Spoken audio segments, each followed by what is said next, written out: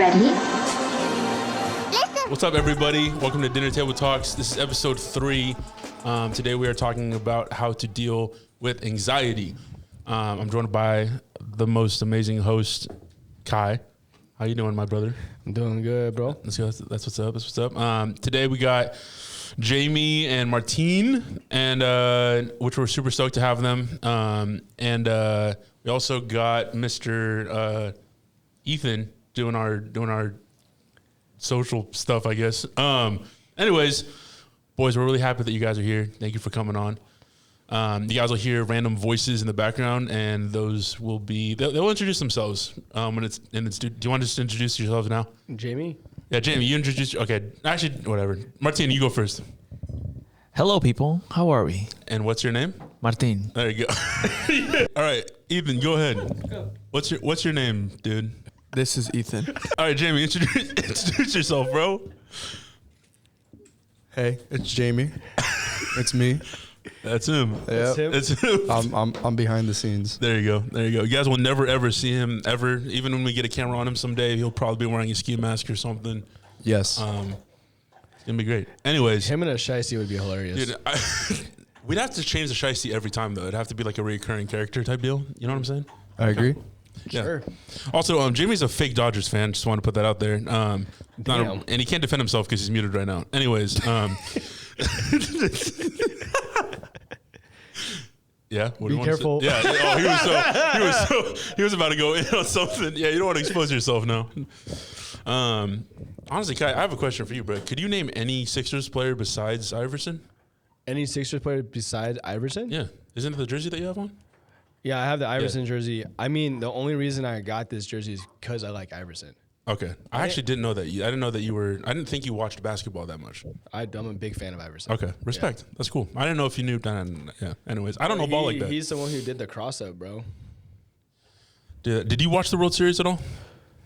I watched the one that went to the 18th inning, and Oh, the worst one of all of them? and then I went to bed. Yeah. I went to bed at like the 17th. I couldn't believe it. That was crazy. Yeah, I'm not big. Yeah, I'm not big into baseball either. My mom watches baseball like no one's business, but that's pretty much it. Yeah, I'm not big on baseball. I've been watching football for sure. Yeah. Dude, the Niners might be something. We might be something, bro. That hospital team is doing pretty good.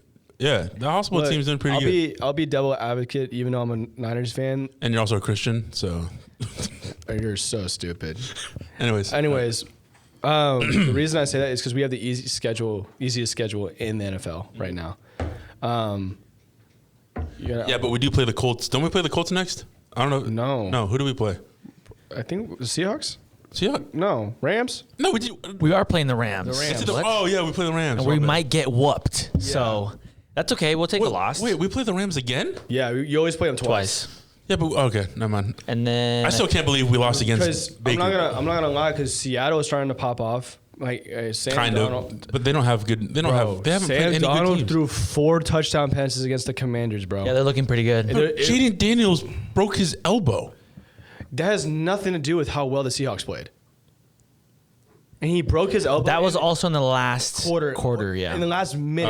Oh, okay. I'll be honest. Which, I by didn't the watch way, that game. The Commanders coach. It was a pretty good game, and they looked pretty nasty, and Ethan, I do you don't watch like football? that at all. Yeah. Ethan, do you watch football? No, you watch his soccer. I watched the real football. Yeah, soccer. I watch football. So you wake up at like 1 a.m. to watch games? No, I watch the highlights. I'm not doing all that. I'm not that dedicated to anything. That's except San Diego. Bro, I will say the Champions League has been pretty fire though. The Juventus, when I was watching the Juventus versus Real Madrid game, that game was so good. They were back and forth, and then Real Madrid scored like kind of in the last minute, and that's I think it would have been like tied if Juventus had like 6 to 7 shots on goal. 6-7, and so. But anyways, she's gonna be so pissed. But yeah, no, I think that game was really fun to watch. I really enjoyed that one. But I need to catch up on the Champions League. Wait, do you watch a lot of games? Like soccer games? If I can, Okay. yeah.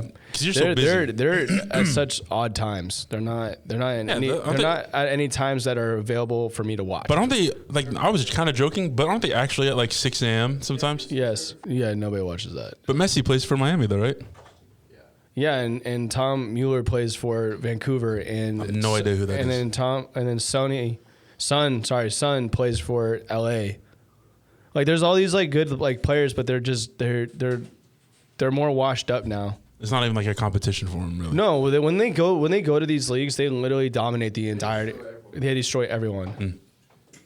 So Are they kind of like just, they actually carry the team? Like they're not.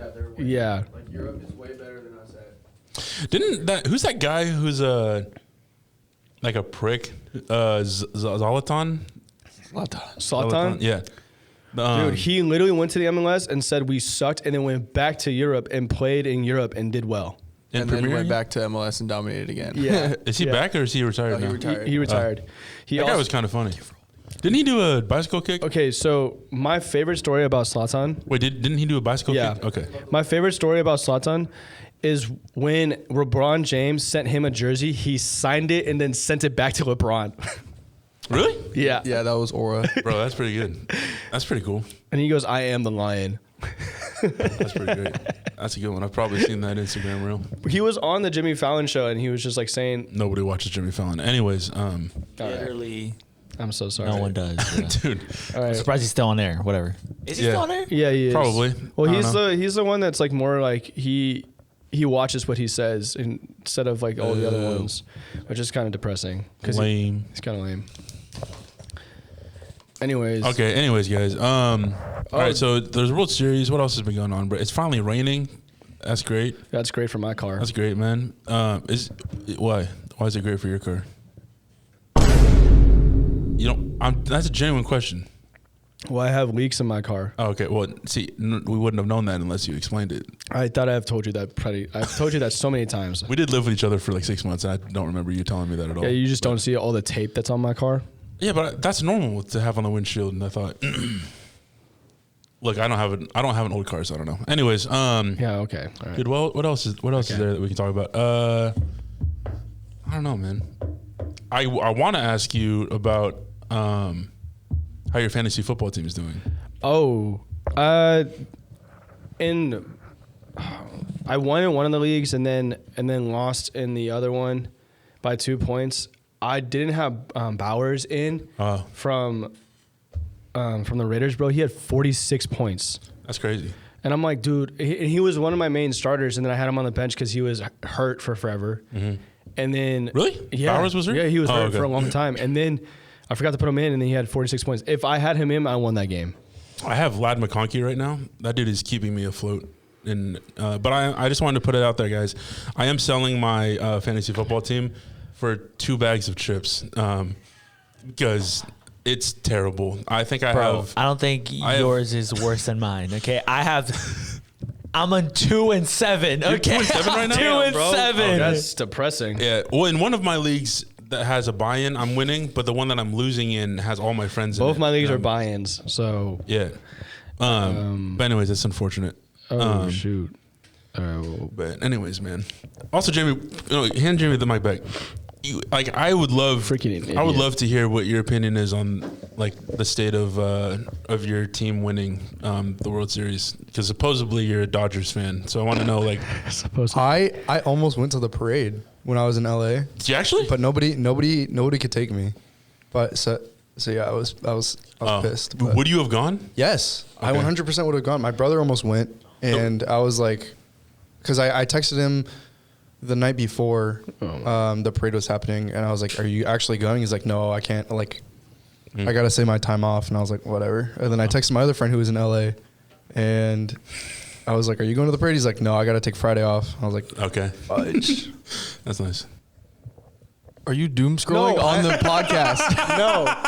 I I'm surprised it's not at full volume like you usually do it. Sorry, let me Bro, let me I was go. just telling Andrew Let about. me go. Now out of we went spite. out- Now I'm gonna do the scroll. We went No, I'm out just to kidding. Cat and Cloud last week, I hate and this I guy. literally told Andrew. I said, "Hey, y'all ever have Kai just listen to reels at full volume while you're doing anything?" Yes. And Andrew went, "I haven't gotten that deep in the lore yet, I guess." And I was like, "Oh, well, that's unfortunate," because he does it every single time. Like we'll be watching a movie and you just hear in the background just wonky slush, and you're like, "What the hell is going on?" It's the weirdest thing ever. Sorry, I was looking at my fantasy team since we were talking about fantasy.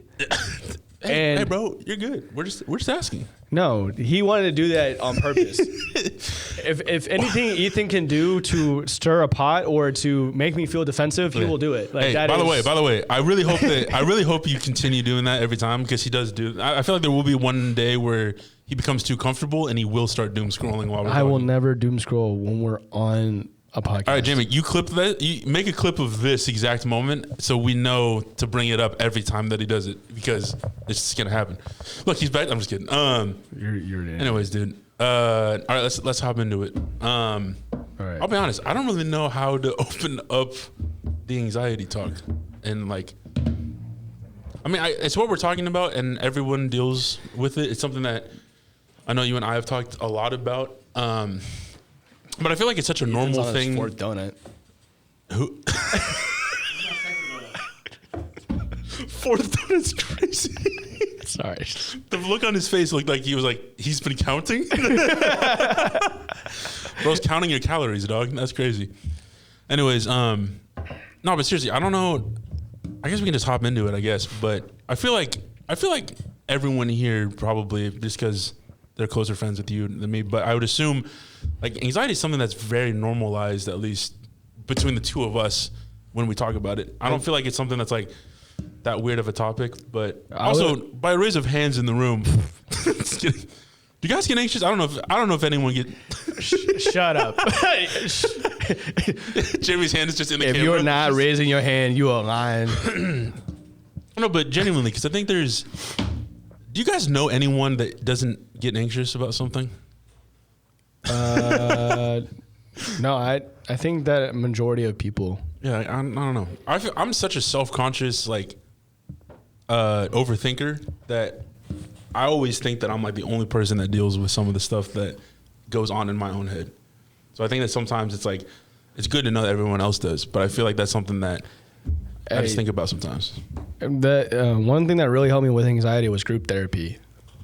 Really? Because you walk in and you have multiple people who are all dealing with the same thing, and you realize you're not alone in your thinking or like how you think about things, or like any of the like anxious thoughts, or like where you are in life. And the craziest thing was during the time, like I was just around a whole bunch of adults. So I was like the only like 18-year-old in this room with a whole bunch of dads and moms who were all having anxiety.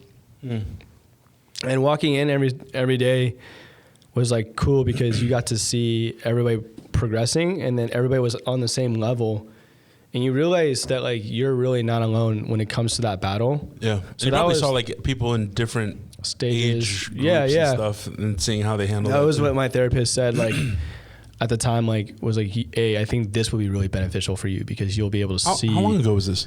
When I was 18. Oh, okay. Yeah, I yeah. didn't know that. That's cool. Yeah, yeah. But yeah, that was really cool, and they gave us exercises obviously to handle anxiety, and like I didn't realize that breathing was actually so important. Like, no. I know that sounds funny, but like legitimately focusing on your breathing legitimately calms you down. And Yeah. it's like interesting. Like they would tell us to stare at something stagnant and take 10 deep breaths in your nose, out your mouth, and like hold it for like 3 seconds. And it was it was like actually really cool. No, that's cool. Like that actually helped a lot. Dude, that's the one thing that I feel like isn't talked about enough, is the fact that like there are things that you can do to combat it. Yeah, You know? there's a ton of stuff that you can do to combat it in the moment, not necessarily like heal it from like heal yourself like in just entirely. Like it definitely is a process, but Yeah. in the moment, there's things that you can do to help your anxiety. Doesn't mean necessarily it's going to just go away. 100%, man. Can I ask you something? Yeah. Have you ever discovered like what the root of your anxiety comes from? Like is it like a trauma place, or is it like, because the reason I asked that is because I also go to therapy. I've never done group before.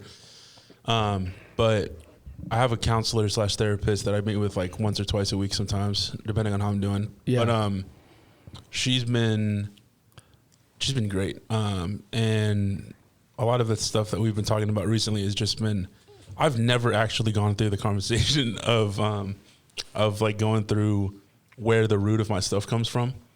And Really? yeah, I don't think I've ever, because I'm someone that's so focused on like solving problems for other people. I don't think I ever do that for myself ever. I don't think that's something I don't like to look inwardly too deep, because I think I get really lost in myself a lot. Do you think that you overthink, and when you look inwardly, like when you start doing that, do you feel like you get lost in thought, or do you feel like you start spiraling because it becomes like this snowball effect?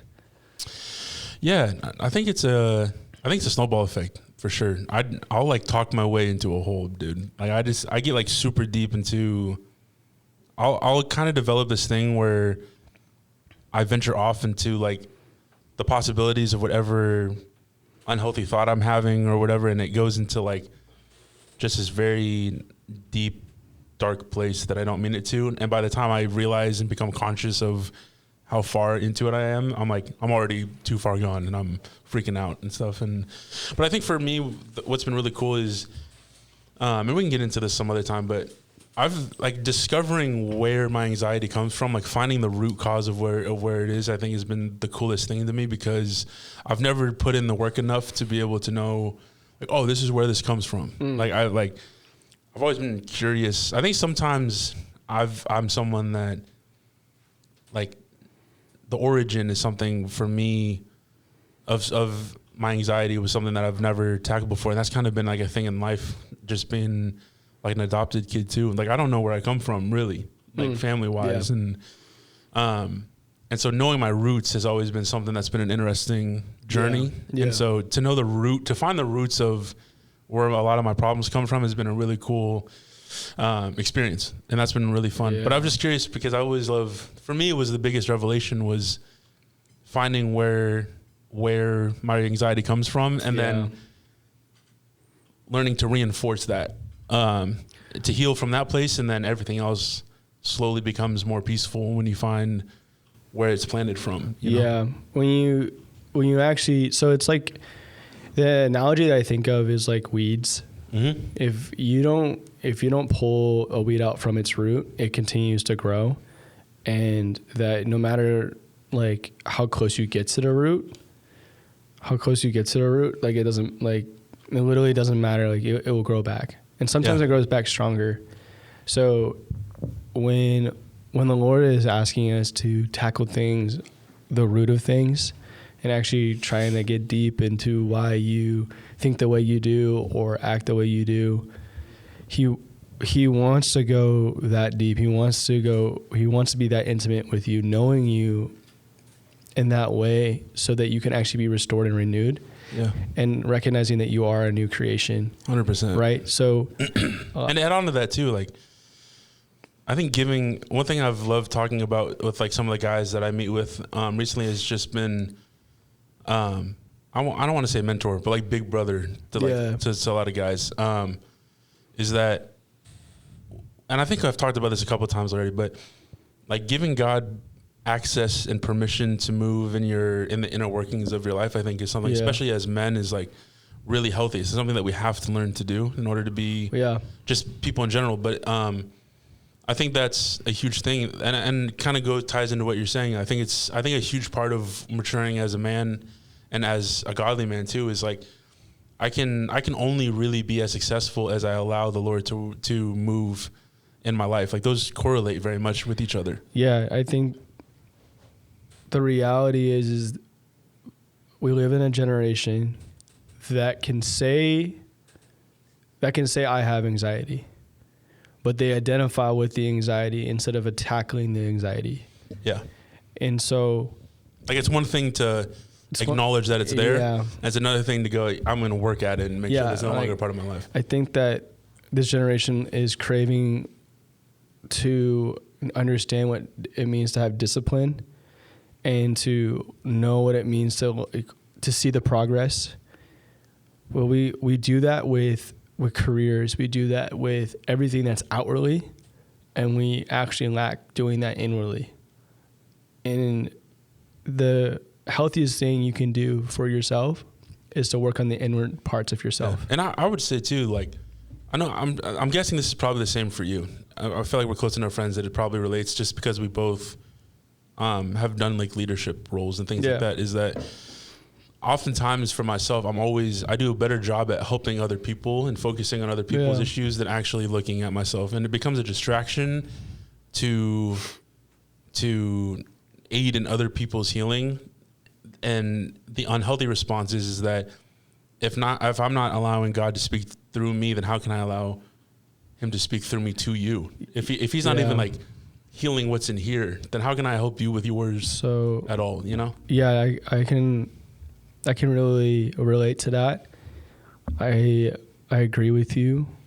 I also realized that the best way for me to be selfless is to actually work on myself. Yeah. And the only way that I'm actually to give wisdom or to even walk people through life is when I actually like think and actually work on what the Lord is asking me to work on inwardly. Because once I do that and I actually start walking through the healing process of, where does the roots come from when it comes to my anxiety? Where does the root come from of me being angry? Where does the root come from me feeling shame all the time? Like when I actually start doing that and doing the work of that and start seeing a healing process, the Lord really allows you to move in a way that is healing for others because you said yes to the healing for yourself. Yeah. And so I really agree with that. And one of my mentors said something to me. He said, Kai, like, understanding true intimacy is actually valuing yourself. Mm-hmm.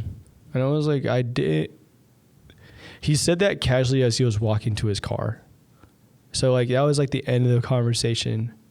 So I was like thinking to myself, I'm like, I never thought about intimacy in that way. And I never thought that was something that was like real. And I think when you talk about the root of anxiety, there's a lot of moments where I get really anxious about how people value me and where I'm at in life. And and then I've talked about it before. That's some heavy stuff, man. Right. Yeah. So then I've talked about that before in the first episode of Loneliness, where it really comes from how you value yourself. Yeah. And that's where which, by the way, quick plug, that's on YouTube now. So if you guys if this is the first episode you're listening to, this is the third one. So go catch up. Anyways. So yeah, that's something that I realized, like a lot of the stuff that it seems that it stems from within me is the lack of value that I have of myself. And so when it comes to anxiety and you're talking about the root, I believe in generational curses. So can you explain what that is for people who did not grow up in the charismatic area or whatever? Yeah, generational curses means that it's been passed down from your family. So if it can be anything. Yeah, if your family has dealt with depression or anxiety, it's most likely been passed down to you. And whether or not you believe that or not, just kind of take a look at your parents and how they react to certain things and how they behave in certain things, and to reflect on yourself and how you behave in certain things. And if you grew up around that, you're going to catch on to that. Yeah. Because they're your influence. Yeah. And if they're their influence and they don't know how to handle certain things, then that's how you're going to handle certain things. Yeah. And that is the reason we do the work, so that that the Lord can break that in you, but that you get to be the victor for your kids. Yeah. Right. So that was something that that goes into generational curses. But yeah, that my family, obviously there's stuff in my family that deals with anxiety. And I want to segue to this verse because it's a verse that is very well known in the Christian bubble. If you're not, a Christian, or maybe you're just not in the Word a lot, that's okay. But you're forgiven. Yeah, of course you're forgiven. But it is a very common. It's Philippians 4:6-7. It says, "Don't be anxious about anything, but in everything, by prayer and supplication with thanksgiving, let your requests be made known to God. And the peace of God, which surpasses all understanding, will guard your hearts and your minds in Christ Jesus." And so, funny enough, use certain tools to your advantage. I don't recommend using ChatGPT for everything and you using that to understand the Bible, but I just used it when I asked it hey, give me some verses on anxiety. Double standard. So, but I'm not using it to whatever. Thank you. But in my study Bible, it said this, and I really like this. It said, "An attitude of thanksgiving contributes directly to this an inward peace." And I was like, wow. So when I'm having anxiety, what's one of the best ways to deal with it? And it's having an attitude of thanksgiving that will direct myself to peace. And I was like, wow, that is so good, because that's something that reaffirmed things that I learned in the Philippines of being thankful for things instead of choosing worry or frustration. And it did lead me back to peace. Can you read that verse again? The Philippians verse? Yeah. Or do you want me to read No, the one that you just... Yeah, so an attitude of thanksgiving contributes directly to this inward peace. Mm-hmm. Yeah, I think that's really good. I feel like there's so much...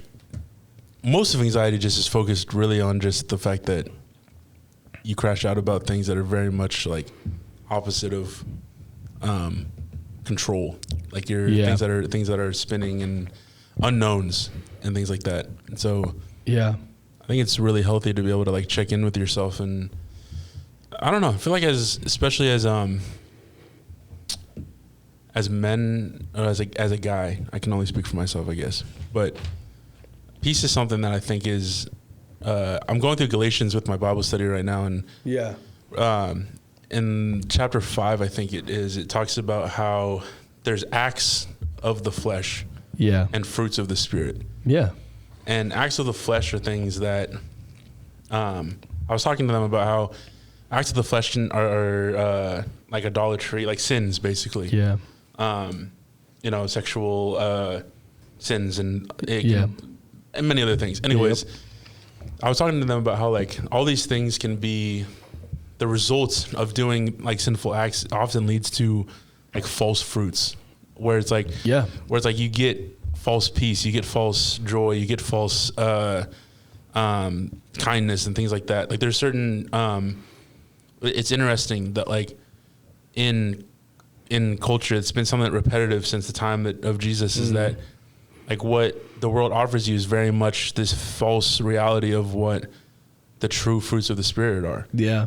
And that's just such an interesting visual to me, because it's when you realize what he died for and what he sacrificed for, it's it was so that you can have those true things. Yeah, you can have 100%. True peace, you can have true joy, you have all these things. And the root of anxiety is something that you get anxious after you've done something wrong. It's never in the moment that you feel it, Okay, yeah. I just want to add, you can keep going. I just want to add go ahead. something to that. Well, immediately what I thought about was when I was a kid, I didn't understand conviction. I didn't understand conviction, and I didn't understand condemnation. And so literally when you said when we do something wrong, we feel anxiety about it. I was like, wow. When I first got saved in 8th grade, I really didn't understand that. Yeah. And And I thought the Lord brought like condemnation. And that is so wrong. That's not true at all. That's not biblical. And if you feel like that and you feel condemned when you make a mistake, that's not from God, like, at all. So please know that the Lord will never bring condemnation, ever. Conviction is knowing and realizing that you've done something wrong so you can turn. Condemnation is literally this beating up of self and making you go into self-pity and all these different things. It has nothing to do. Condemnation brings so much shame, whereas conviction will lead you back to peace. Mm-hmm. Right? And the reason I was saying that, I brought that up, is because that was so hard for me to be like, oh, like, I don't need to live in anxiety when I make a mistake, but I can sit with the Lord and be like, hey, I'm still loved regardless of what happened. And I can turn to him, and it's his goodness that leads to repentance, right? It's his goodness that leads me to run back to him. So being reminded of that moment when I make a mistake, even if that is coming up, I can remind myself, okay, Lord, you are good and you love me, and I still have a seat at your table regardless of my wrongdoings, because you don't see me this way anymore. Yeah. Right? And so that's why I wanted to bring that up, because I think that when you talk about us feeling anxiety and feeling like this feeling that is overwhelming. Yeah. I'm like, oh my gosh, like don't allow that to be the truth in the moment for yourself of how the Lord is seeing you, or how other people are going to see you. Yeah. So that's why I wanted. No, I love that. I just wanted to bring that. I appreciate that to light. And I think the other thing too, man, is just I think it's so easy to become invested in other, like, distraction is such a huge part of when you decide to focus on your healing. It's like distraction is something that there are healthy distractions. Like, I think for me, I never tackled a lot of my anxiety until very recently, because I was so distracted by like family traumas and just recent events and things like that. And a byproduct of that I talked to my therapist about was just the fact that I felt like I had something to focus on that wasn't myself. And so I felt like I had purpose, and that felt great. Like I felt like I had a place to be. I felt like I had something to focus on. And what it did was it delayed what God was trying to do in my life. Yeah. And I think I think sometimes we forget that, like, what it means to have to be in a relationship with God, which is that if we believe that he died for our sins and that he's already won, which he has, it's like, why wouldn't we receive what he wants for us? That, like, to have that ultimate healing, to be set free, like what real freedom looks like. And I think the condemnation thing is interesting, because I think it's so true what you brought up, that the fact that in Christ Jesus, there is no condemnation. No. And, but there should be sometimes conviction should be much heavier in certain times of life than in other situations. Yeah. And I think that's really important to talk about too, is like that's a whole different conversation, but conviction is a huge part and it does play into the root of your anxiety, is like, what am I holding on to that I need to give up? Yeah. And give him permission to carry. Sometimes we can even be anxious about the conviction that God's putting on our heart. Yeah. Right. So it's like, there's even moments where your anxiety is so captivating that it almost stops you from hearing the Lord's voice in your convictions. Yeah. And so, because the anxiety has become comfortable. Yeah. And it's really easy to become comfortable with your anxiety. And so, I think that's something that we have to check ourselves on if you're check ourselves on when it comes to that, because I'm just sitting here thinking of like how many moments have I dwelt in anxiety and I was comfortable living in it that I didn't want to change because it was too scary to think about what change would look like. But I wanted to say something encouraging on what you just said about what God can give us. About what God can give us. And what God can give us on. Bro, first of all, why did we invite these three bozos to come in here, bro? What's going on? So they're all okay. I'm gonna we're gonna pause. I'm gonna read this verse. Pause real quick. Well, we're gonna pause. They're all smelling each other. Yeah. What? Hey. When it comes to cologne, one of y'all explain what's going on over there. Y'all are doing some goofy stuff. Okay. They're sniffing my arm because I have a really good cologne on right now. Hold on, you offered your hand. They're smelling my arm because I have a really good cologne on right now. Smells pretty good. Wait, Ethan, is it the same one that you were just talking about? No, it's a better one. Okay, first of all, guys, you guys are grown men. We're all in the same. Why are you wearing cologne to a pod? Why? I want to smell good. So if don't, There's no women here. that is okay. There's no reason to smell good. It's for myself. Damn. Okay. First of all, when it comes Are you to wearing cologne? not right now, no. Okay, you had to think about it though. Well, I didn't know if I. Okay, first of all, do you guys wear cologne every day? Yeah. Y'all work out, bruh. So what? So what? I want to smell good for me.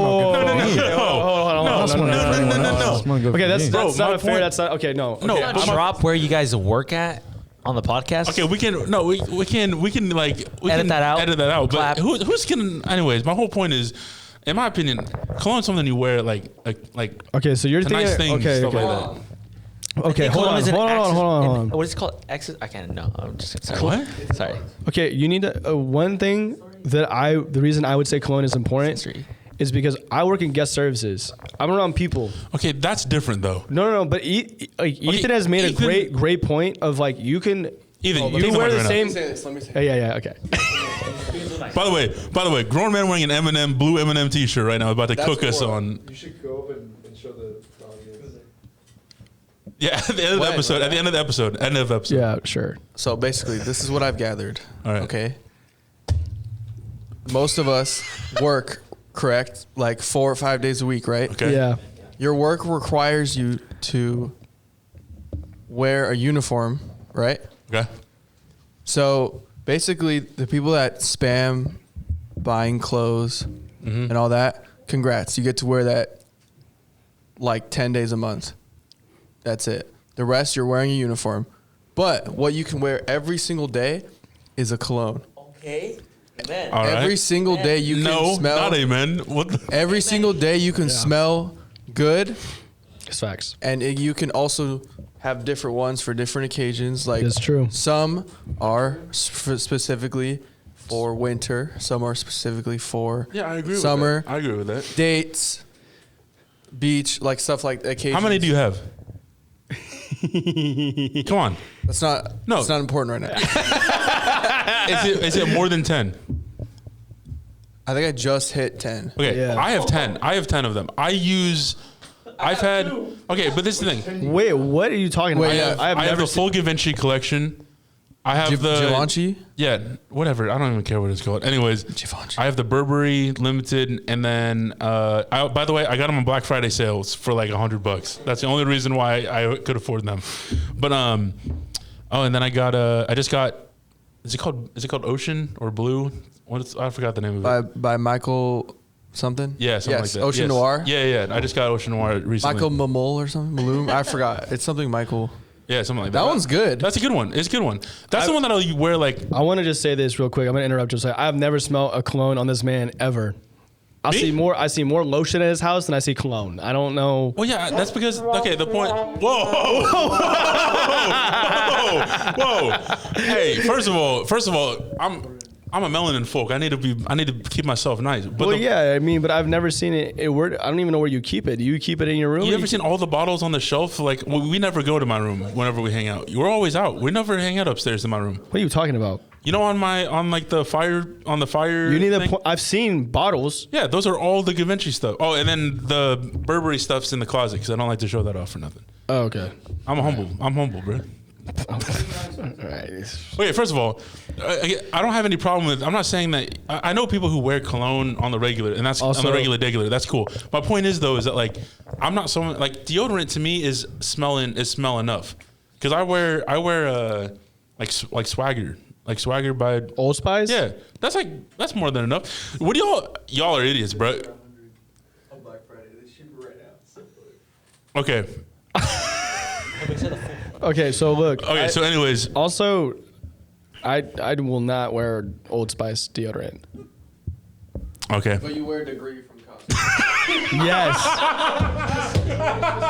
What you just said. But you'll wear a degree Yes. from Costco. 100%. Hey, any Jamie, sense. Jamie, No. Okay, put so hold the on, Vine hold on, boom hold on. on this one. Hold Put the on. Vine boom on this Hold one, on, bro. hold on. Edit it in. And I'll edit it. Yeah. So the reason I say that is because Hey, by the way, he's used the same stick since high school, probably. It's the same one. damn, Just kidding. I got that was Hold on. How is Degree better than Old Spice? Yeah. Explain yourself. Yeah. Go. dang.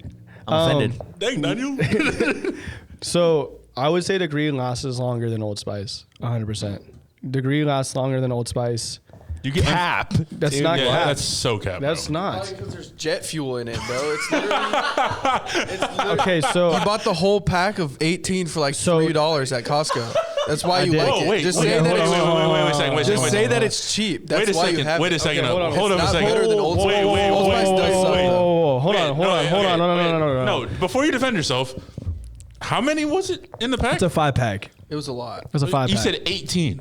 I don't know. I just, Okay, first of It's a all, five-pack. even if it's a 5-pack, that's normal, I guess. But I thought you got it from Costco, and I was like, 18 pack. I got a dog? 5-pack from Costco, and it was only like $11 something. Also, I've been wearing Degree for like at least 2 years now, and I Do you get the unscented one, like for the girls, or? what?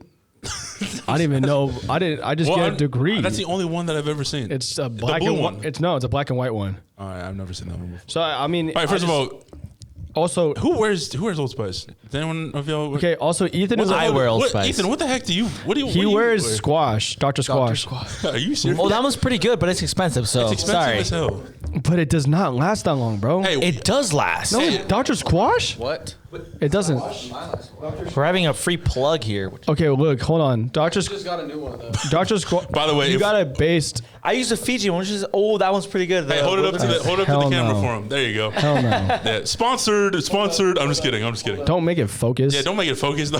That one's pretty good. I wear now the Fiji one. Fiji Pretty one's good. I stopped. Do you wear Old Spice? Yeah, I wear, but I've been a Swagger guy for like forever. I just That's use Swagger. insane. But but it's just simple. Like 7 years Okay, old. but also like, God, taking back to I- like 2017. so I don't really like. There's another.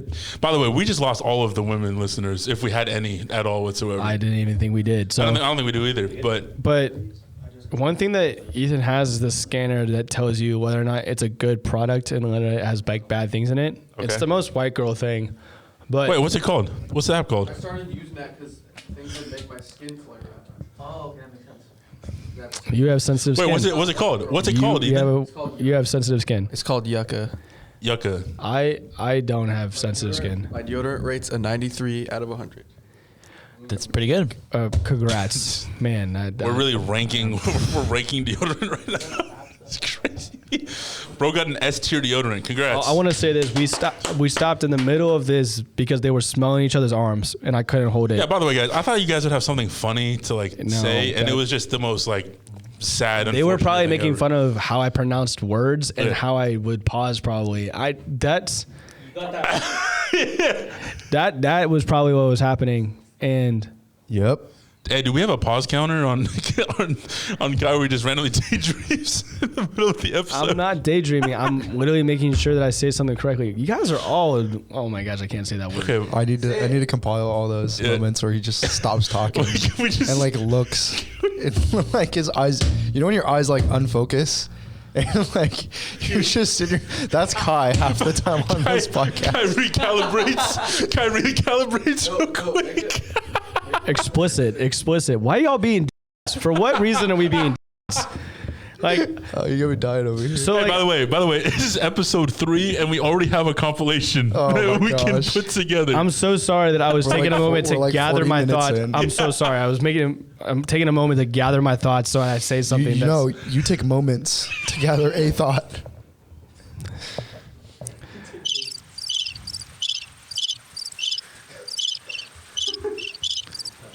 I'm changing his name into my phone called. Who, him? Yeah. That was a Oh, good okay. one. I was That like, was a good one. Yeah, his name's gonna be. that's gonna have a nice ring to it. That's gonna have a good ring to it, actually.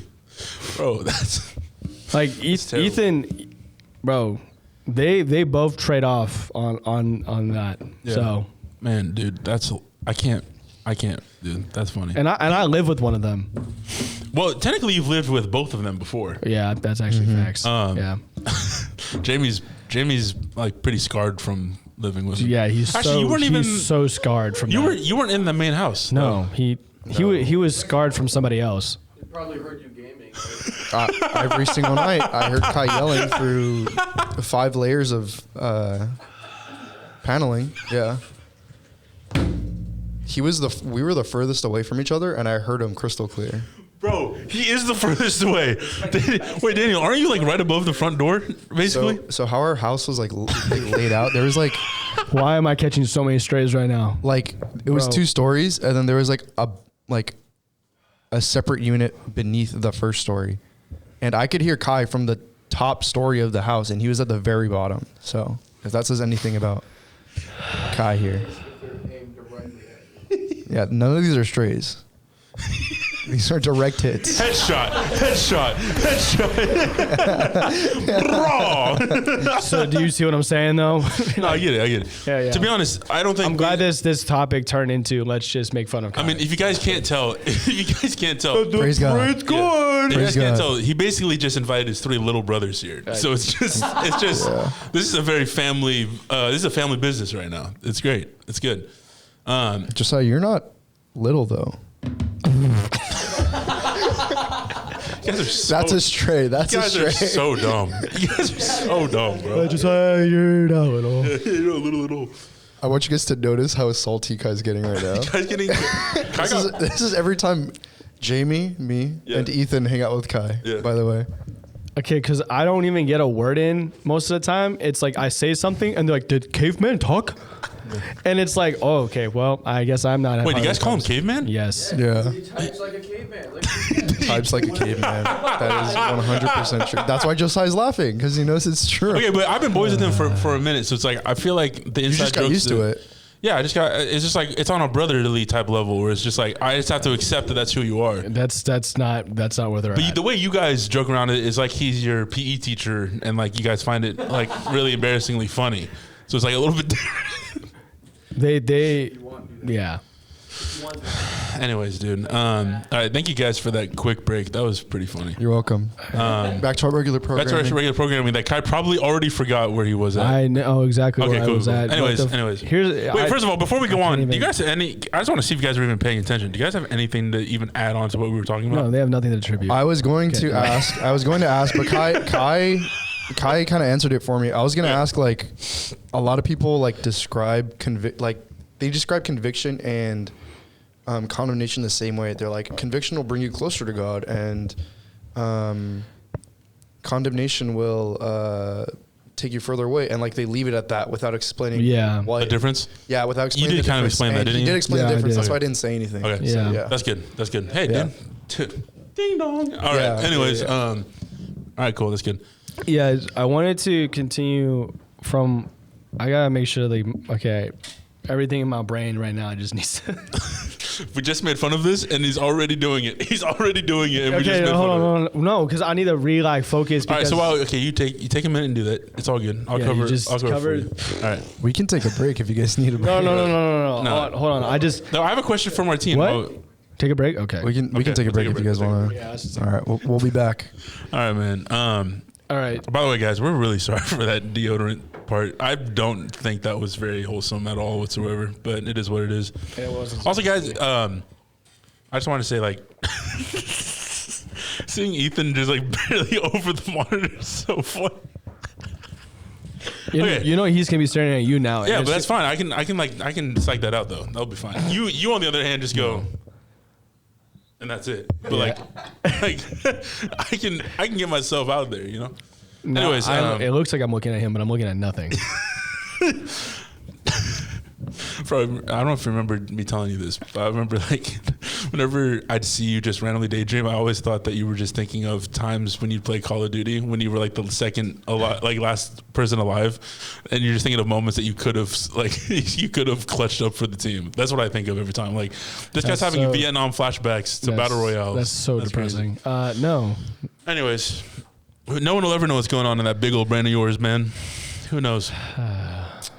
But okay, so let's lock right back in real quick. That was a roller coaster ride, by the way. The first half was kind of weird. That was a weird one. Hey man, I loved it. It was great. Yeah. I can't believe these are the people that we get to do this with. This is great. Yeah. Also, Jamie did a terrible job at like trying to get everyone organized back together. He just kind of crashed out. So thanks for that. Appreciate it. Anyways, also fake Dodgers fan. Anyways, so the anxiety. Yeah, so I wanted to just come back to do a quick like summary of what you were talking about first, since they were so rude and we had to like go off into that little bit. Okay. It's like just do a quick summary, dude. Okay. Where the summary is just talking about anxiety and how to handle and navigate it. But I don't know in talking about what anxiety is and how to like what it looks like to go through it and the roots of it and all that. All my brain right now is thinking about is this Ephesians verse that is so, I think is very powerful and really can encourage us when we're in the face of anxiety, when we're in the face of certain things. And I know that like you were asking me to like, you know, summarize what we're just talking about, but all I can think about is just this verse. So I'm just gonna say this verse, and we're No, I think that would be good enough to cover. So it's Ephesians 1:11-12. In him we have obtained an inheritance, having been predestined according to the purpose of him who works all things according to the counsel of his will, so that we who were the first to hope in Christ might be to the praise of his glory. So the reason I wanted to bring that up and say that this is really encouraging is literally in the first sentence of the verse. It says, in him we have obtained an inheritance, having been predestined according to the purpose of him who works all things out according to the counsel of his will. Mm-hmm. It's recognizing that when we accept Jesus and we say yes to him in relationship, we get to inherit everything that he has. And that is such a beautiful thing. We're not saying that you become God. No, that's not what we're saying. Okay, no. Yeah, you gotta be careful what we say. Sorry, Mormons, we don't believe that. Yeah, boom, roasted. Anyways, anyways, I'm just saying that because it should encourage you to know that you have an inheritance. That when you're inheriting something so beautiful, and you're inheriting something like in a relationship that is like no other, but you're also inheriting all the fatherly things in heaven. And it says, if you continue in Ephesians in chapter 1, it also talks about you get every heavenly blessing. Yeah. And there is scripture that will encourage you when you're facing anxiety, that will literally help you and remind you of God's goodness and what he has in store for you. And so the reason I wanted to bring that up is because we were talking about just, you know, how can we be encouraged and like during the face of certain things. And I just was like, man, this verse, when I read it, I feel so encouraged and I'm reminded that I'm inherited something that's great, that's beyond me. Yeah. And the reason that this verse connects with me so much because the Lord, like so long ago, and still continues to bring up the word inheritance for me. And I really believe that inheritance is such an important thing that we kind of dismiss. Yeah. And This is what you have in store. Is what you have stored, and that goes against your worry. It should reaffirm you in the fact that you're loved. It should reaffirm you in those things, right? So come on, that's good, right? Yeah. So it's like, and that's something that I was like, man, like when we go from anxious thought and like being in that to having an attitude of thanksgiving that contributes directly to this inward peace. So when we go back to scripture that talks about who our God is and what he's done and what we inherit from him, it should encourage us to sit on the foundation of this is who my Father is in heaven, and I can be glad. It doesn't necessarily mean that you're gonna, like, the anxiety is gonna go away in that very moment, but in that moment, I believe the Holy Spirit will comfort you and bring a peace to allow you to start recognizing his comfort, and then you'll start not feeling but realizing that you have peace. And that and I say this a lot with my friends and stuff. Peace is not a thing, it's a person, and his name is Jesus. And if you have the Holy Spirit within you as a Christian, you have the Prince of Peace. There's a verse that correlates with that, right? Yeah, I don't have it. Yeah, Jamie, pull that Bible verse up that talks about God being our peace or something along those lines. I don't remember what it is. But and then I want to get your thoughts on this. Yeah. In 1 Peter 5:7, I'm gonna read that verse. So close yet so far. I'm gonna read this. Ask you about it.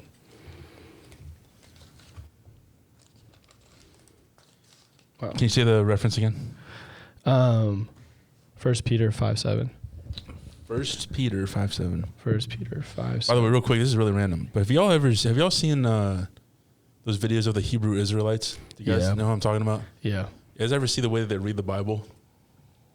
It's like they hold the word like this, and they'll just go. Like they just scream it out. They'll just stand up and just yell it out, and that's the way that I feel like we should read the word. That's like the only piece of wisdom I feel like I could gain from those guys is the way that they read the Bible. But anyways, I just wanted to share that. I think it's funny. For those of you who know that, you know exactly what I'm talking about. Yeah, they're great. Okay, so First Peter 5:7 says this: casting all your anxieties on him because he cares for you. It's a very simple verse, and this that should just comfort you in itself, right there. It's casting all your anxieties on him because he cares for you.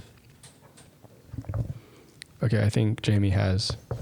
Yeah, I think something important too is in verse 6 where it says, "Therefore humble yourselves under the mighty hand of God, that he may exalt you in due time." Mm-hmm. Yeah.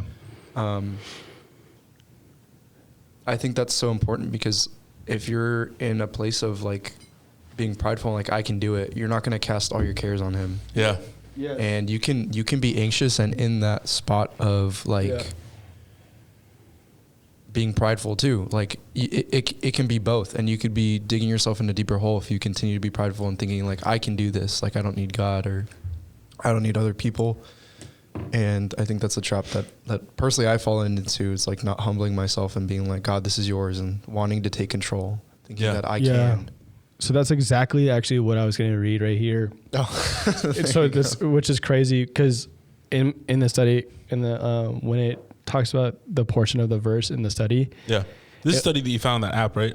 No. Oh, sorry. In my Bible, it says worry is a form of pride because it involves taking concerns upon oneself instead of entrusting them to God. So quite literally what Jamie was saying, like it can become pride. And that's why in verse 6, it's talking about humbling yourself. It's literally talking about humbling yourself and giving it before him.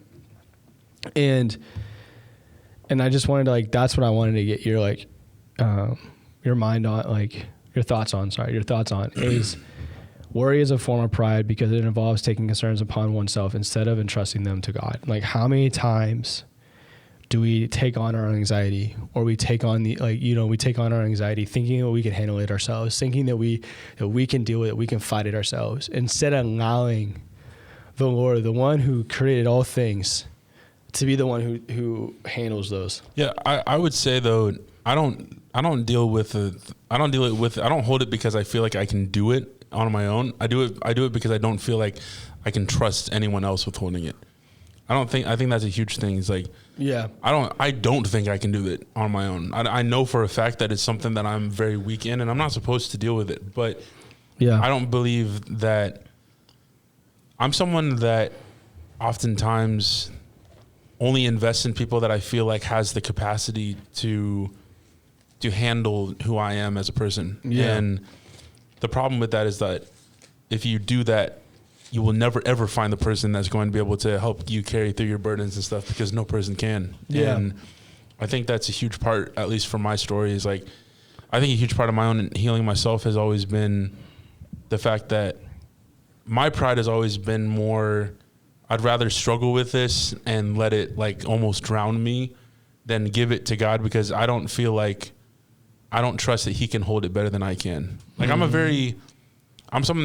naturally a protector of like my family and things like that, or friends and things like that. Yeah, sure. And that's partly just because I'm a big dude, and I feel like that's something that I've bestowed on myself. But I think another side of that is also the fact that for me, I'm someone that I want to protect people from myself also. Yeah. And I think it's just become very recent. I mentioned before that I've like been doing therapy now and stuff like that. And I think now I'm starting to become really aware of the fact that I can really only grow as a leader, as a good artist, as a in the positions that I want to grow in, if I lay down my pride aside and decide that you know what, God, you are the only one that can do this. You're the only one that can hold this and stuff like that. And I think I sometimes struggle with trusting the Lord on.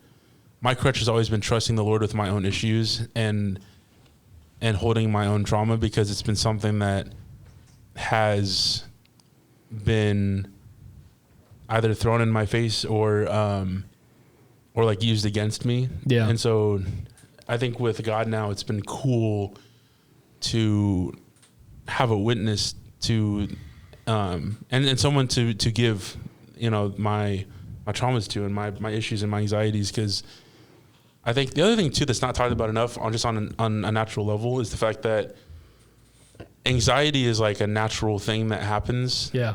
It's something that's like I hope I'm saying that right. I don't think I'm wrong in saying that, but I think it is like a natural, like, function that our brain does. I think I agree with you, but I think the natural thing is us to worry. Yes, that's what I was getting to, is that my therapist always talks about how anxiety is something that is guaranteed to come up. Yeah. And it's a wave. It's something that it's a wave that moves through. And what's important is that when you start to notice the pattern of when it comes up, the importance is that you don't, we always think that we have to fight it. But in reality, it's like, no, you ride it out. That's not an ailment that you put medicine against, but it's like an earthquake that you sit through. Yeah. And I think when you see it from that perspective, it changes the way that you interact with it, because now it's no longer something that you have to prepare for. Or no, you do have to prepare for it. It's not something that you can boost yourself up on or anything. It's something that you do, and that when it happens, when you see the signs that is coming up, you let it flow and you don't get stuck on it. And I think that's the most important thing. Yeah, I agree with that. And when you're saying that it's not something you fight, but it's something that you ride, and I agree with that so much, because I think that goes into a lot of how we deal with our emotions. Yeah. How many times do we fight our emotions? How many times do we not even fight them or avoid them? So either we can fight or avoid the ride, or ride the ride. So it's such an interesting thing of like the fight or flight mentality. And especially when it comes to anxiety, you're right. It's not about fighting it. It's about allowing yourself to feel what's going on, but to remind yourself what truth is. Yeah. And it's like, man, I feel the wave right now. Yeah. And man, this sucks. Yeah. This is not a fun wave to ride. I'm not enjoying this. This is not something that is inherently, fun or good. But what can I learn, and how can I allow myself to still know truth in the midst of writing this? Yeah. And that is something that that I've been learning to do, and I agree with you so much on that, because I think that that's so valuable for young people right now. Yeah. And for people even our age. Like, how many people do you know who are in their early 20s or mid 20s or even late 20s that are saying yes to learning how to ride the wave of anxiety, learning how to deal with it, learning how to look at it and be like, I'm going to deal with that. And not just saying like, oh, I have it, but saying, no, I want to learn how to deal with it and actually learn how to work in this in a healthy way. Yeah. Like, how many people do you know who are saying yes to that? Because I think that a lot of times when we say, I think I believe this is included in our yes to God. Like, when we say yes to God, we're going, yes, God, I want you to heal me from all the inner wounds, and I want to learn to ride these waves out. Yeah. Well, but we should also include that I would say, actually, this would be a question for the group at some point. Maybe we can answer this in a second. But I am genuinely curious, and like, when you guys, you know what, Martin, I'll ask you because I feel like this is a good question to ask. Is what is your like, when you hear like us reference like us saying yes to the Lord, what does that look like for you in your life? Yeah. Well, unmute first so we can hear you. Okay. Saying to the Lord, like, Yeah, right now in your like, what's your yes look like? Yeah, what You don't does have to your yes go. look like? You don't have to like go in depth of what that is. I don't want it to be like, I don't want you to give up personal information or nothing. But my point is, like, in your walk, what is that? Because we were just talking about it in there a little bit. So like, I don't know if you want to share that, but I'm just saying, what does your yes to the Lord look like right now in your life? Because I think yes is really a permission thing. It's what not permission thing. It's given access. That's what we've talked about. And when you say yes to the Lord, this is what I'm giving you access for, and I think it's different for everybody. So I'm curious on what your yes would be, because you're a follower of Jesus. Yeah. You're also a leader in a lot of areas in the way that you interact with your church and your community. Yeah. And so I'm curious on what your yes personally looks like, and then I want to hear what yours is too. But Well, I guess my yes to the Lord is it's always scary, right? In a sense. anxiety, maybe. Yes. Like right now, crazy. I was telling you when we took a break, I started recently for my young adults at my church. I'm going to start singing for them. And Yes, sir. amongst this, I feel this unworthy to sing, right? Yeah. And feeling that. Yeah. Because I'm like, it's my second time or whatever, and I'm already getting all these solos or whatever. Yeah. Quote. But I don't want it to make it about myself or sounding like I want to sound good. Like, yes, I want to sound good, but also Glory to Him. Yeah. yes, but also glorifying Him, right? Yeah. But yeah, I mean, I guess that's my yes too, is doing something that I don't want to do or not feel worthy of doing the part. Yeah. But also, I guess in that is learning how to receive that. Yeah. Right? Would you say that in your yes, in this moment, that being uncomfortable is a part of it, but learning to be obedient in the discomfort? Yes, 100%. Yeah. 100%. Yeah. And That's what I'm learning. Yeah. yeah.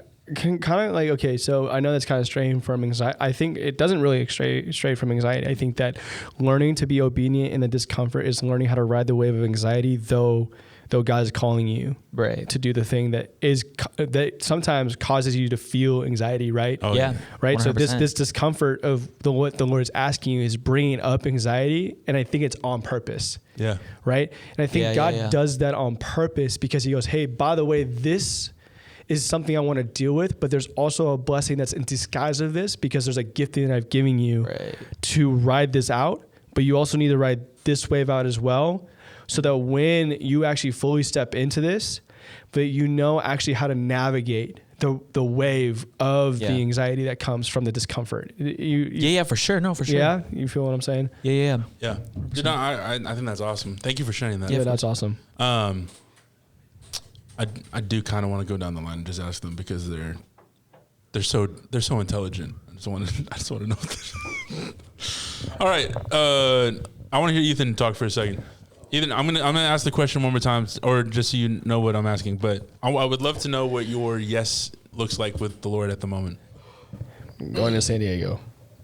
What? I was just making a joke. Sorry. San Diego's pretty great, so Yeah, it's amazing. yeah. Like, what is your like when I say like this is my yes to the Lord, this is my sacrifice or whatever? Like, what does that look like for you in your life? I had an answer, but then I forgot it. Okay. All good. The blue M. You want to answer real quick? I mean, God, You're an idiot. Jamie, do you want to answer real quick? It's Jaime. It's Jaime. That's crazy. Oh, I have an answer. Okay, go ahead. All right, Ethan, go ahead. My yes to the Lord is like letting him work through things with me that I don't want to. So like things that I don't want to work on are preventing me from being the person that he wants me to be and he created me to be. Yeah. So I have to work through things with him that I don't want to. And right now the yes for me is working through like, I mean, I don't know if they're, you know, generational curses or whatever you guys were talking about earlier, Yeah. but it's like changing my thought pattern that I've had since a child, why I have that thought pattern, and then like traumas with that, and saying no to like, hey, wait, maybe don't always think the negative in everything ever. Just like my boy Ye said, Your boy. I'm so gifted at finding what I don't like the most. That is, play the clip. Yo, Jamie, All right, pull the that clip has played Yo, now. That is the most relatable lyric to me Yeah. because literally I always do that.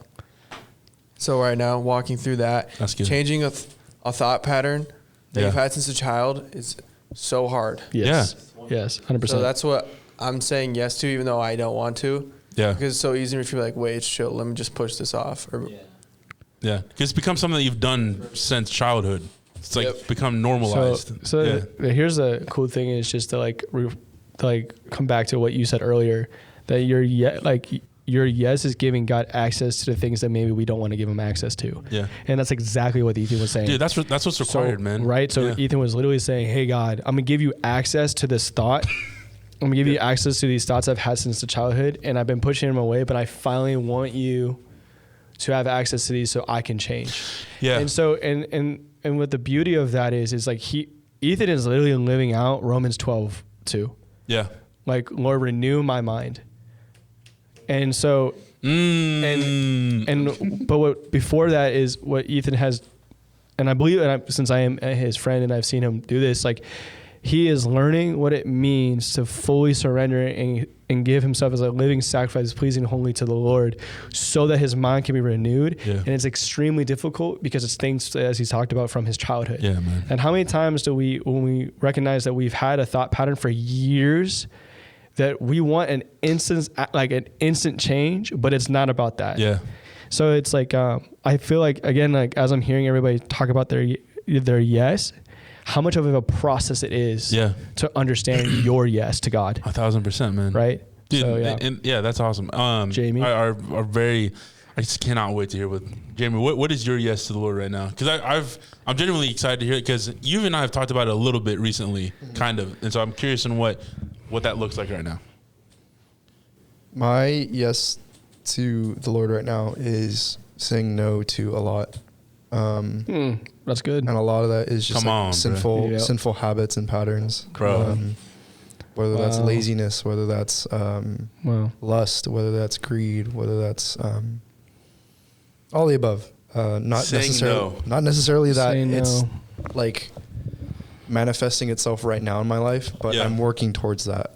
So that's how my yes to the Lord looks like right now. Dude, that's amazing. That's bro. awesome. I've never heard. I don't know if I've ever. Not never, but I think it's amazing that that's the way that you put it. Just like I think that was saying very no. well put. Because also knowing you as a person, like you're someone that just head down, just going at it. Like you'll like, and I think that's great to hear that that's something that you're working on. Is just being able to be like, you know what, I'm gonna say no right now, and that gives you space to invite God in to see what He wants to do in you instead. Yeah, and I have such a hard time with that at times, is because I like to distract myself, and I think that's what messes me up a lot. Is I'll distract myself with whatever, whether it's video games, Yeah.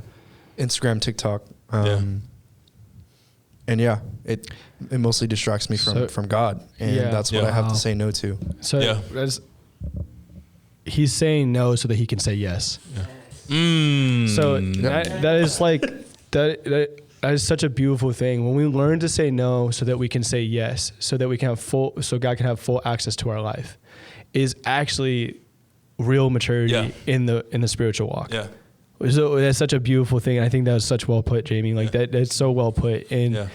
in the sense that you are learning to say no so that you can say yes to God, and that is such a beautiful thing. It's so hard. And it's very difficult. It's very Yeah, it's difficult so because it's so easy to say yes to the coping mechanisms. Mm-hmm. It's so Yep. easy to say Yeah, yes exactly. to all these things that don't necessarily seem bad. Well, it's also Right? it's not only that, but it's tough to say no when you're like when you're a guy that's in your 20s and you're like trying to figure out what you want to do. Yeah. It's so much fun to say yes to everything. Oh, 100%. To just be like, hey, I'm down to try that. I don't really know anything about it, but I'm curious. And like, I think what's interesting is like, I don't know about y'all, but when I talked to my parents about what they wanted to do when they were growing up, my dad knew he was going to be what he is now. It's like doing biomedical Your stuff. dad is a 1% type person. Yeah, though. and like same, but I'm saying like I think it's normalized where like the older generations would often say that like I kind of knew what I wanted to do. Like it was like, and I think it's interesting because I also knew what I wanted to do, but I also was a very passionate person in music from the time I was a child, and that's not something you Wait, see normally with Let's people. also like I just want to add this to your life. You had parents who encouraged your passion though. That's very true, Right. Yeah. So when you don't have, and I want to say this like to people, when you don't have people that are encouraging you, and you don't have a family that's encouraging you, as a kid, your dreams feel like left behind. Yeah. You feel like you can't dream no more. That you can't dream because you had to do the normal. That you have to be like everybody else. That you have to do this, and you can't live out something that maybe the Lord asked you or called you to do. And I think that the Lord will literally bring up those dreams again so that you can actually do the thing He's called you to do. Yeah. And it's going to be hard, and it's going to be difficult, and it's not going to be easy because you didn't grow up with the encouragement, with the support, and with the empowering. And that is what the body of Christ is for. It's for all those things. And so let God redefine family for you, and let Him redefine the dreams that He's put in you. And the reason I say that is I relate to that so much. And I'm very thankful that I have friends who grew up with families who encouraged them, who grew up with that. Why? Because now it's literally like helping me fight the fight to live out the thing that God's calling me to do. Yeah. So it's like, I just want to like encourage you guys. Like, if you feel like you can't live out the thing that God's telling you to live out, it's so not true. It's so not true. Yeah. You can do it. Yeah. And it's going to be scary at first, and it's going to be hard. And that's exactly why we're talking about anxiety. Dude, I think the other thing So- too about that real quick, that was really good. That's a clip. Anyways, The point that I was getting to too is like I think there's sometimes like in older generations it's something that where it was normalized to kind of have an idea of what you wanted to do. Yeah. And now it's like because of social media and everything, there's this curiosity that people have where it's like I'm kind of trying. No one really after college goes straight into their careers a lot. It's like you kind of figure out like, oh, I actually don't want to do this anymore. I'm going to try to figure something else out. And I think there's it's easy. My point is, it's really easy for these generations to say yes to anything because it's promoted nowadays to be self-made in every single way. And that is so opposite of what the gospel is that like we're not called to do this thing on our own. We're called to be separate, yes, but it's such an opposite, and the Bible's obviously always opposite of whatever culture says, but I think it's just hearing what you guys have said and shared and everything, I think is really cool, especially because you guys are so young.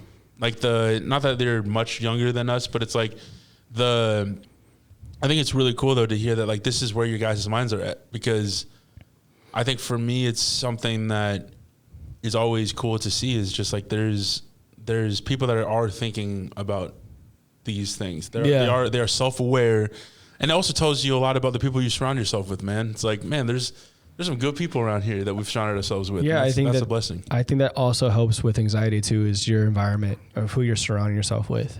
If you're going to be around anxious people, you're going to be anxious. Yeah. Right? So it's like surround yourself with people who are going to challenge you. Yeah. Right? And it's like funny enough, like, we had this whole like, scene and bit of like, let's grill Kai about his deodorant. But I want to like, bro's so salty about that, bro. I am a little bit, but no, but in reality, like my friends here, like they are so logic based in their thinking and so blunt that it challenges me to think of my actions and why I think the way I think. Yeah. And so that's why I like being around them. Like though they can get underneath my skin, though I get defensive sometimes when they say stuff, they know how to challenge me in a way to be able to be like, okay, this is how I need to think, or maybe I need to challenge myself and like, is this the right thing to do? But at the same time, if you know yourself and you know how you think and how you operate, just also be telling your friends, hey, can you love me in the midst of the process of this thing? And that will also kill anxiety. If you can also just be like, hey, I'm making this decision, and this decision, I don't know if it's the best decision, but I'm making this decision, and just be confident in that decision. And even if your friends disagree, but be confident in that, and say, hey, can you love me in that? That actually is going to start. And if your friends love you in the midst of that, that's actually going to kill anxiety, because it brings up confidence that you can be vulnerable in telling them what's going on. Yeah. So it's like, that is such a beautiful thing. And so, and that's why I was talking about like community and your environment is so important, because how people talk to you and who you surround yourself is actually going to help your healing a lot of the times. And it says in Proverbs, your tongue is like a double-edged sword, right? So you can either bring life or death with your tongue. So with your friend groups, like make sure that you are speaking life. And just because it sounds brutal doesn't mean it's not true. Yeah.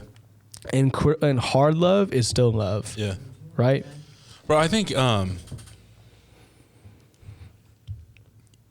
actually kind of curious about this. Ethan, I have a question for you. I don't even know if you want to ask it, so maybe we'll cut it out if you don't want to answer it. But I don't know you nearly as well as Kai or any of these guys know you, but I've always known you to be very blunt and like very like open with the way that you share things. You've always been like that. You're a very truthful person. So I'm curious on where that comes. I would just say very blunt, truthful. He's staring you down right now. He's honest. He's staring you down. He's an honest person. This dude is staring you down. Honest. Right now. I would use the word honest. Truthful, honest. Okay. Honest. You were sweating a little bit when you said that. No, because I've Kai took a big gulp. He's like, He's an honest person. He's an honest person when it comes to his thoughts about what he's thinking. Yeah. So I'm curious on like where that comes from for you, of like why the bluntness is obviously really great, and it's something that you actually are the one that's sharpening a lot of the iron that's around you in the friends that you have. So I'm curious on where does that come from for you? Well, I don't know. Honestly, this is my thought. Like, why were we going to waste time saying some, like, BS. Like, for example. No, I won't say that. Oh, he was about to go in. Yeah. Kai looked at me and went, please don't make him say the story. For example, if you have a brother that for example, not that this happened, but that chooses to be with a non-believing woman. That, yeah. That Yeah. you know, that's not, you know, the Lord can work through anything, obviously. 100%. But, you know, him being well into his walk with the Lord, very clearly, Yeah. that was not a great decision. So why would I be like, you know what? This anxiety that you feel every single day and feeling like, hey, I don't know why I'm sad. I know why you're sad. I know why you're feeling this way, because you're doing something that is against God's will. And I felt that, and I knew that every day. That's why I also maybe don't deliver this the best way, because sometimes I just can't take it serious, because it's like you're doing this to yourself. But anyway, point is, like, there's no point in feeding into anxieties, all that. Yeah, I know I have like a lack of empathy sometimes, maybe even most of the time, but I feel like there's just no point in feeding into that stuff. Like, if I know the answer, or like can sharpen you in a way, I'm gonna say it rather than being like, you know what, 100%. it's okay to keep doing what you're doing. Maybe like you love him too much to let him go down that way. And quote from Albert Einstein. Oh, y'all know algebra? Albert Einstein. Okay. You all know this. Yes. I don't know this. The definition of insanity yeah. is doing the same thing over and over again and expecting a different result. I have sometimes gone through things and I know what the result is. So why wouldn't I cut that out and be like, wait a minute, he's doing a pattern that I know, or for whatever example. Yeah. So like the bluntness is just like, I don't know why I wouldn't say, first of all, what I'm thinking, but also like the truth, because it honestly wastes time and it can hurt people more than not saying what the truth is. On a serious note, before you share, just real quick, no, not none of that. I got you. My point in the what I'm saying though is like, Just kidding. I just love that you said that, because I think that we have a friend named Tate. Shout out to Tate. He'll be on here pretty soon. He'll probably be the No, not that guy. No. I was like what? But anyways, anyway, shout out Tate, bro. He's a great guy. Anyways, he's Tate that.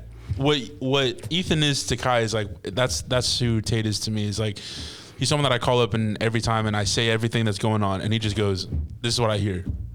Yeah, that's it. And it's just like he does not allow me to move from that place. And Ethan's starting to become like, I haven't gotten to know him yet, but I know he'll be like that for me.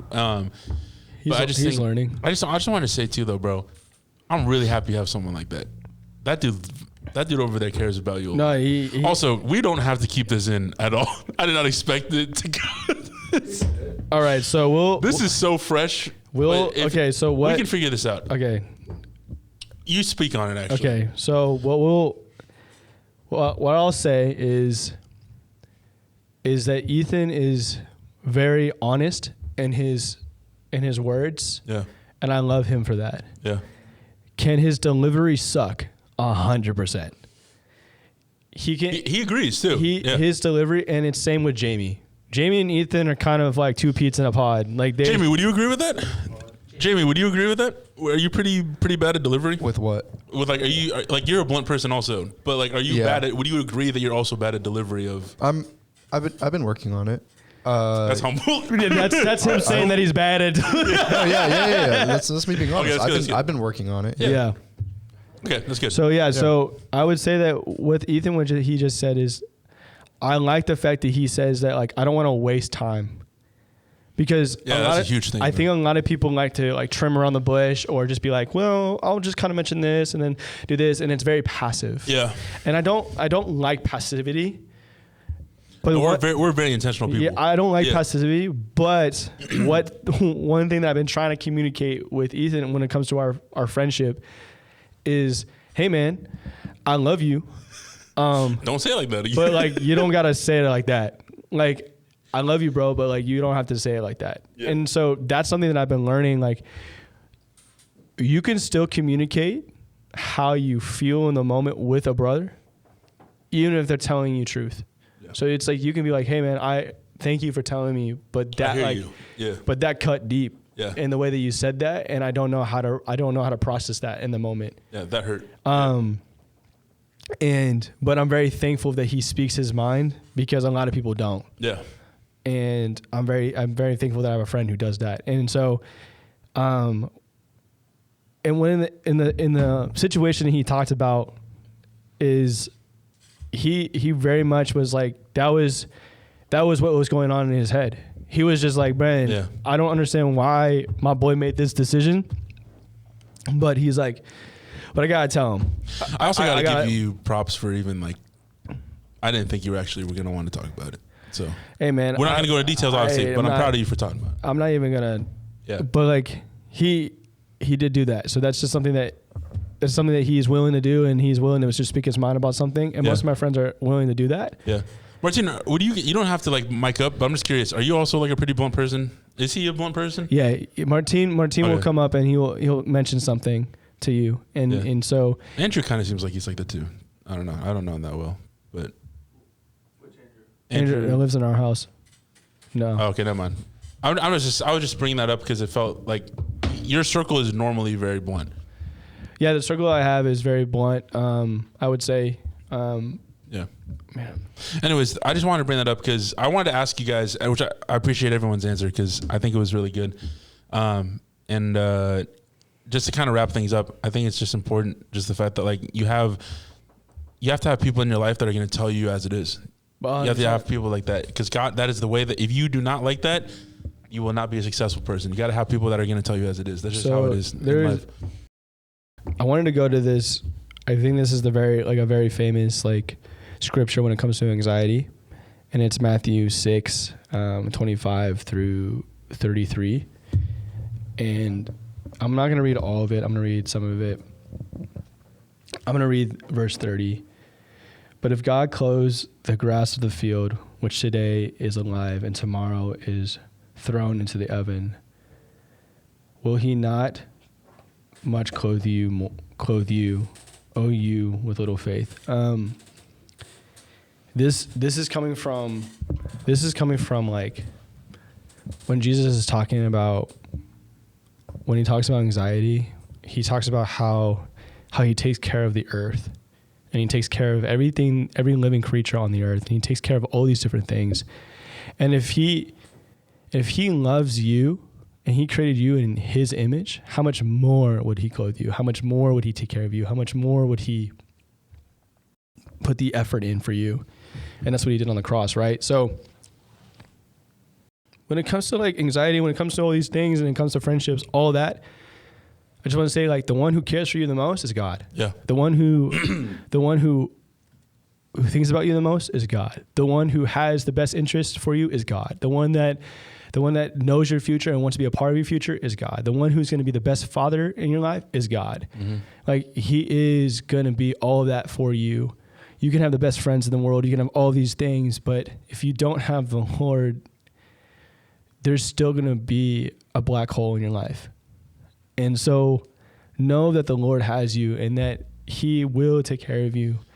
And so in Matthew 11, sorry, these last two are like something that like struck me when I was reading it last night.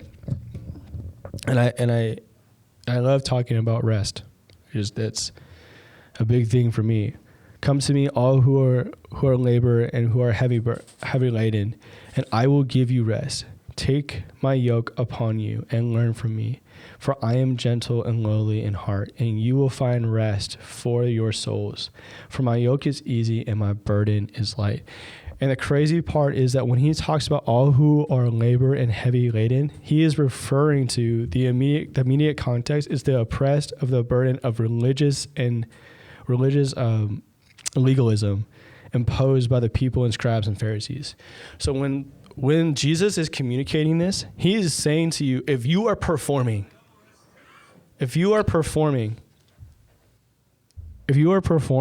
and you are living out of a place of performance within the Lord, like just trying to be the best you can be and do all these things, so try to perform for him and try to perform for people, he is telling you to come to me.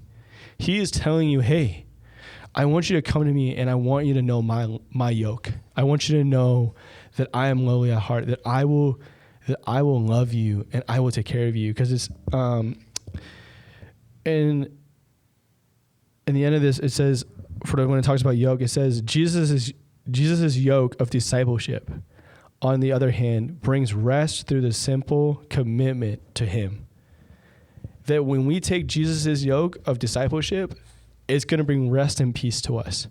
So when in this like whole summary, if there's anything that I want you guys to really take away, is let yourself rest upon him. When I mean rest, take a deep breath. Lord, you have me. I just guys want you to take away the fact that you can rest upon the Lord, and that you can allow him to be the person who disciples you. And that when we allow him to be our yoke, that we really will understand what it means for things to be easy and his burden to be light, and we'll actually be able to walk life with peace. And then anxiety won't rule your life. That you'll be able to ride the wave of anxiety because you've learned to rest upon Jesus. Come on. That's like that. That's what I want you to take away is like, and if you're going, well, how do I do that? Find a pastor that you can talk to about it. Find a group of people that you can connect with and meet up every day and talk about it. Yeah. And if you have diagnosed anxiety, like actual, where go and connect with a therapist. Yeah, man. And get help. Yeah, man. Dude, that's so good, bro. Thank you for wrapping us up there, bro. Yeah. Hey, y'all, we really appreciate y'all tuning in. Thank you so much for following along with us. Keep up with us on Instagram, TikTok, and YouTube, all that good stuff. And we will see y'all later. Peace.